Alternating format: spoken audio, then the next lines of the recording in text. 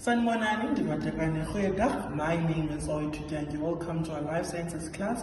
Today we're diving into the fascinating topic of gaseous exchange. So by the end of the lesson, you'll be able to define and distinguish between gaseous exchange, breathing, and cellular respiration. So number 2, you are supposed to be able to describe the features of an effective respiratory surface. Number 3, collaboratively investigate how these processes support life in humans and other organisms. So to guide our learning, we'll use inquiry-based learning where you'll explore, question, and discover together. So you'll work in cooperative groups, and each with a specific role to ensure everyone contributes meaningfully. So the group will have 4 roles. Firstly, the investigator, the recorder who will take notes and summarize findings, and then also have the presenter who will share your group's conclusion with the class. And then we also have the illustrator who will create the diagrams or models to support understanding. So now moving into the teaching moment.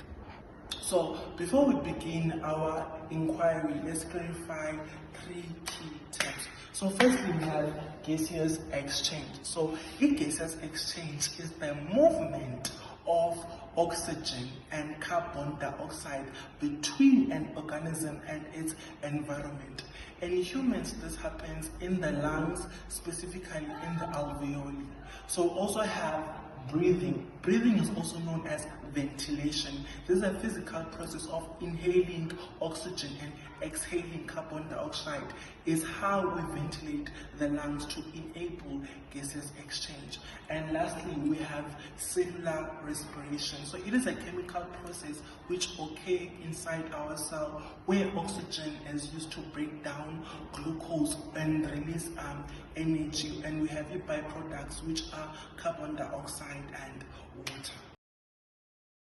Now, moving to the requirements of efficient gas exchange. So, we need certain requirements to be met for effective diffusion across the respiratory surfaces.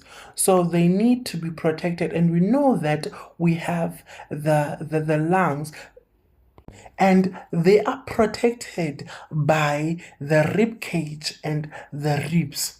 So this is to prevent mechanical injury, and we need the surface to be very large so that we can ensure effective gaseous exchange. Gases are diffused effectively, and we also need it to be well ventilated.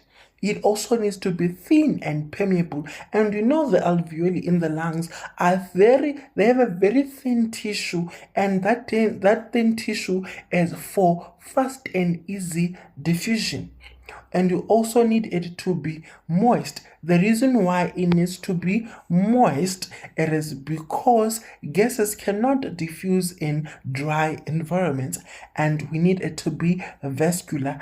And the reason for it to be vascular is so that there's effective transportation of the gases to where they are needed. Now, moving to the inquiry-based activity, we have prepared an investigation for you guys. So the objective is for you to understand the process of gaseous exchange in humans and how the structure of the lungs support this process. So as we have said that you are going to be grouped in 4s, and the group will have a leader, a recorder, a spokesperson, and an illustrator. So we have the investigative question. So you need to tell us, how does the structure of the lungs support the process of gaseous exchange? And you need to research and gather information on the structure of the lungs, including the alveoli, the bronchi, and the diaphragm. And you also need to analyze the structure of the lungs, so how it allows for efficient gaseous exchange, and you need to create diagrams and illustration to help explain your findings. And you are also required to prepare a presentation to share with the class. So you have your guiding question. So you need to answer this. What is the role of the alveoli in the gaseous exchange, and how does the structure of the alveoli support a gaseous exchange? And you also need to answer this one. What is the function of the diaphragm in breathing, and how does the bronchi and the bronchiole contribute to gaseous exchange? So you have your deliverables. So you need to present a group presentation that explains the process of gaseous exchange and how the structure of the lungs support this process.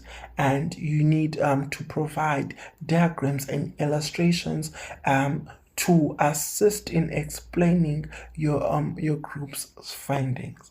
So you'll be assessed like this. So we said that you need to group yourselves in 4 and you need to collaborate. So you'll be assessed based on the quality of your group's presentation and the diagrams or the illustrations. And you also be assessed based on the understanding of the process of gaseous exchange and the structure of the lungs. So you'll be given 5 minutes to gather information and research. So you'll be also given another 5 minutes to create diagrams and analyze your creations.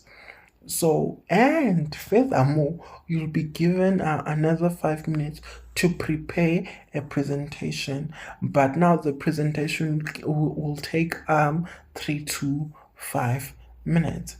And the additional resources for visual learners that have been posted, and you can actually click on this link to get to those resources.